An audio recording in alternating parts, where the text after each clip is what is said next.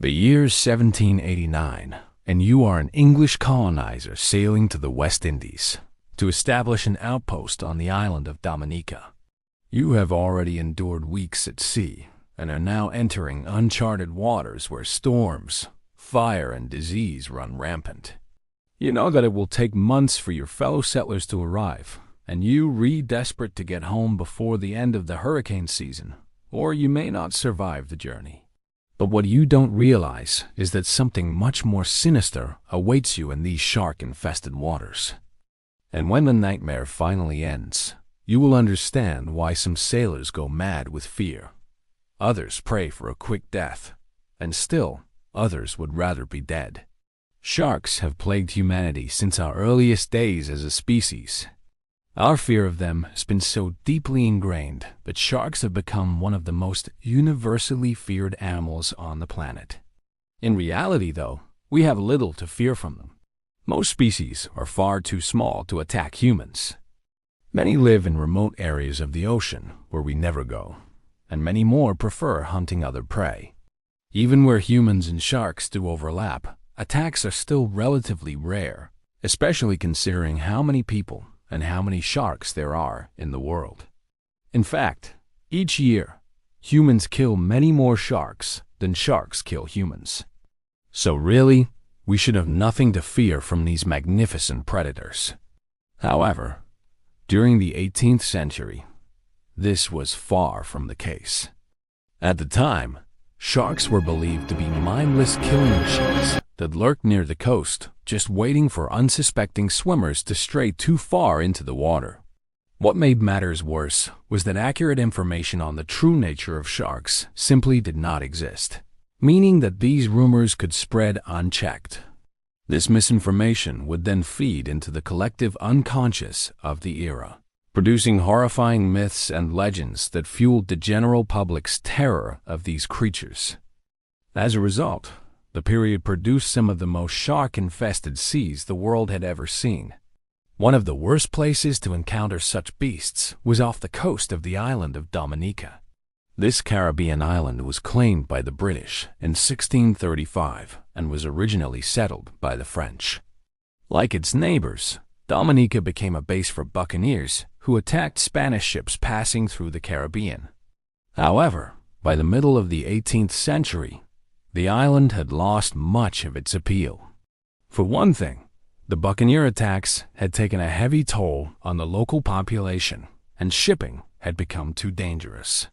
With raids by both privateers and the Royal Navy, the colony began to decline until the British took over in 1761. In an attempt to repopulate the island, Britain announced a plan to deport criminals there from England. However, the convicts rioted almost immediately after arrival and either killed all the officers or forced them to flee into the surrounding jungle. After this, the colony was effectively abandoned again. With no one tending the fields, Dominica quickly became overgrown and wild. Although it was officially under British rule, the only people who set foot on the island were sailors stopping for fresh water or supplies. This is where your story begins. It is 1789, and you are one of these sailors. Perhaps you are on a merchant ship carrying goods to and from the Americas. Maybe you're on a warship patrolling these dangerous waters. Or maybe you're on a slave ship transporting human cargo. Whatever the case, you have chosen to stop at Dominica to resupply and prepare for the long journey ahead. But you should have known better, because this island is anything but hospitable. As soon as you drop anchor, you begin to notice disturbing signs that something lurks beneath the waves. Dismembered animals wash up on shore, torn apart by powerful jaws and razor-sharp teeth. You also spot large tracks in the sand, tracks made by huge, dark fins.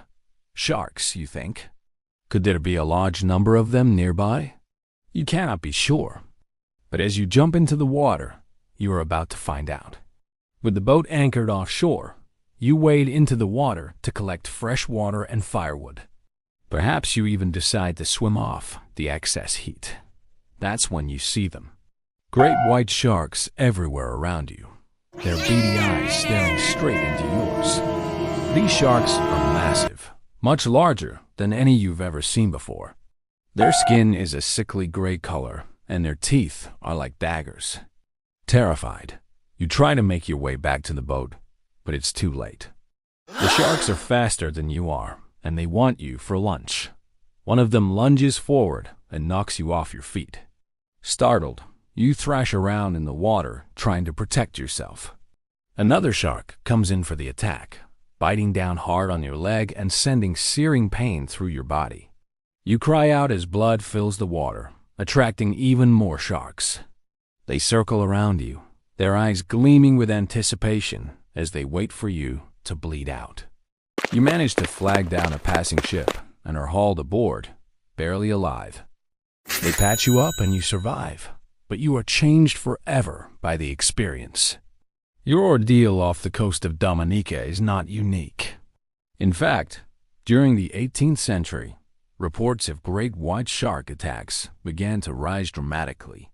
These accounts often came from sailors who stopped at islands in the Lesser Antilles, much like Dominica, for food and supplies. On at least 5 different occasions, entire ships' crews were lost to shark attacks while doing just this. What makes these stories so terrifying is that they read like something out of a nightmare. Entire boats were capsized and devoured by massive schools of sharks. Sailors were pulled underwater and dragged down to the depths. Men returning from a swim were torn apart limb from limb.